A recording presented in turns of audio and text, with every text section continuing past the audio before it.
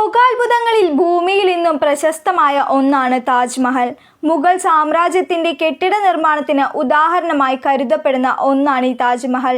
മുഗൾ ചക്രവർത്തിയായ ഷാജഹാൻ 17-ാം നൂറ്റാണ്ടിൽ തന്റെ ഭാര്യയായ മുംതാസിന് വേണ്ടി നിർമ്മിച്ചതാണിത്.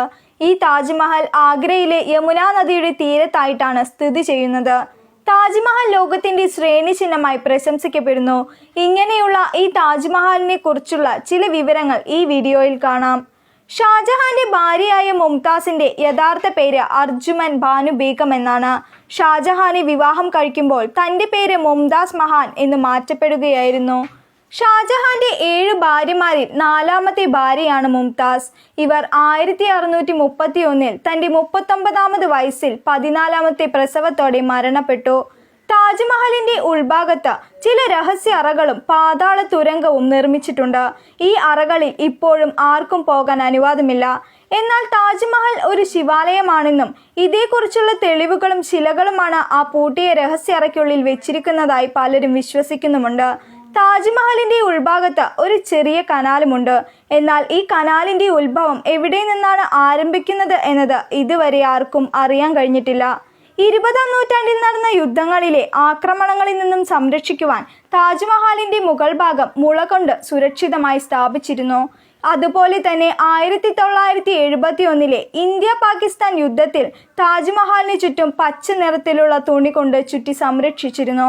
താജ്മഹലിന്റെ ഉൾഭാഗങ്ങളിലും വെളിഭാഗങ്ങളിലും അള്ളാഹുവിന്റെ 99 പേരും എഴുതപ്പെട്ടിട്ടുണ്ട്.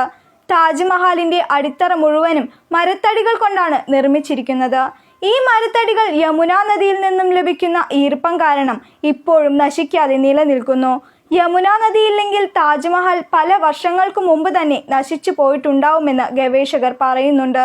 താജ്മഹലിനുള്ളിലെ കല്ലറ 28 തരം വിലപിടിപ്പുള്ള കല്ലുകൾ കൊണ്ടാണ് നിർമ്മിച്ചിട്ടുള്ളത്.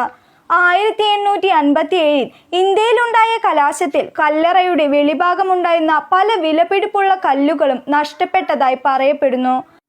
1632 മുതൽ 1653 വരെ ഏകദേശം 22 വർഷങ്ങളിൽ ഏകദേശം 22,000 പേരുടെ അധ്വാനത്തിലാണ് താജ്മഹൽ നിർമ്മാണം പൂർത്തിയാക്കിയത്.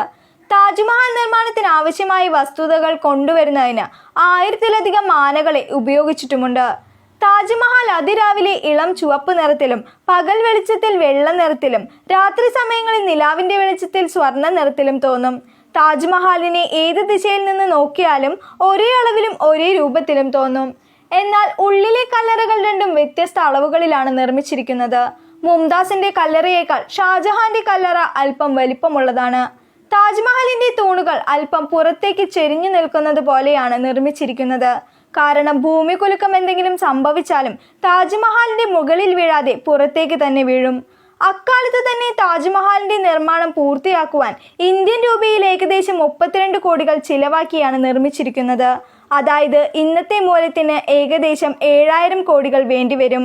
വളരെയധികം ഭംഗിയുള്ള ഈ കെട്ടിടം ലോകത്തിലെ പല ഭാഗങ്ങളിൽ നിന്നും കൊണ്ടുവന്ന വിലപിടിപ്പുള്ള മാർബിൾ കല്ലുകൾ കൊണ്ടാണ് നിർമ്മിച്ചിരിക്കുന്നത്. വെള്ള നിറത്തിലെ താജ്മഹലിനെ പോലെ തന്നെ മറ്റൊരു കറുത്ത നിറത്തിലെ താജ്മഹൽ നദിയുടെ മറുഭാഗം നിർമ്മിക്കുവാനും ഷാജഹാൻ തീരുമാനിച്ചിരുന്നതായി പറയപ്പെടുന്നു. ഷാജഹാനെ തന്റെ സ്വന്തം മകനായ ഔറംഗസീബ് തന്നെ തടവിലാക്കുകയും ചെയ്തു. ഇതിന് ഷാജഹാൻ നിർമ്മിക്കാൻ കരുതിയ കറുത്ത നിറത്തിലുള്ള താജ്മഹലും അധികം നഷ്ടപ്പെട്ടുകൊണ്ടിരുന്ന ധനവും തന്നെയാണ് കാരണമായി പറയപ്പെടുന്നത്.